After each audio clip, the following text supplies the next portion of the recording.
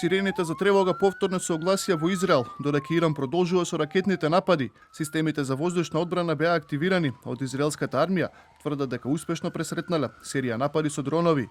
Конфликтот меѓу двата долгогодишни непријатели влезе во втората недела, при што двете страни продолжуваат да разменуваат напади во услови на ескалација на регионалните тензии. За ајатолахот Али Хаменеј, Израел се соочува со последиците од својата агресија врз Иран. Ционистичкиот непријател е казнет. Тој е казнет токму сега. Израелската војска тврди дека 60 нивни авиони нападнале десетици војни цели во Иран, вклучувајќи Агенцијата за одбранбени иновации и истражувања, за која тврдат дека е вклучена во развојот на нуклеарно оружје.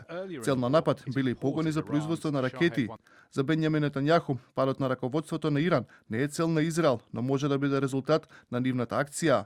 שני איומים קיומיים על מדינת ישראל.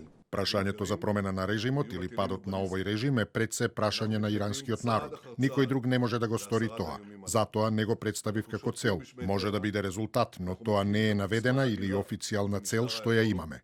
Во Женева денеска средба на европските министри за надворешни работи со нивниот ирански колега Абас Агачи, во пораката испратена до шефот на иранската дипломатија, побараа земјата да се врати на преговарачката маса и да се избегне понатамошна ескалација.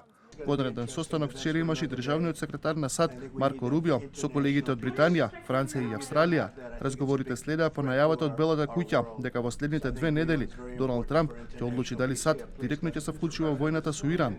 Во меѓувреме, Чешка и Австралија одлучија привремено да ги затворат амбасадите во Иран. Претходно, граната експлодираше во резиденцијата на норвешкиот амбасадор во Тел Авив.